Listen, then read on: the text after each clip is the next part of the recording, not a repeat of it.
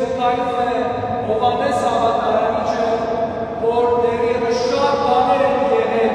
բայց եթե ամեն ինչ գրվեր, աշխարհի ուխտը և քանակը չպիտի գա։ Ուրեմն սիրելիներս, Ավետարանը շարադեպած է մեր փրկության համար և անգամ ամեն մի հրաշքի նկարագրություն իր մեջ խորքային ուղերձ ունի ուղղված մեզնից յուրաքանչյուր։ Եվ որն է հացի բազմացման կարևոր ուղերձը, կարևոր և կենսական, մարդու նյութի հանդեպ վերաբերումը։ Ուրեմն սիրելիներ, Աստվածաշնչում մենք երկու տեսակ հաց ենք տեսնում. մեռնելու հացը և հավիտենական հացը։ Ուրեմն մեռնելու հացը նորից Աստծու կողմից է տրվել, ինչպես տրվեց մանանան, որ կերան հայրերը և դեռը։ Իսկ հավիտենական հացը մեր Տեր և Փրկիչ Հիսուս Քրիստոսի մարմինն ու արյունն, որը հավիտենականության է կանգնած։ Եվ մեզնից յուրաքանչյուրը սիրելիներ կանգնած է այդ ուղղության առջև, որ հացի համար ջանք խաբել ավելի։ Նայեք ձեր շուրջը և նայեք մեր աշխարհը։ Մենք մեր կյանքը մարմնի մեջ մեզ տրված այս հնարավորությունը ծախսում ենք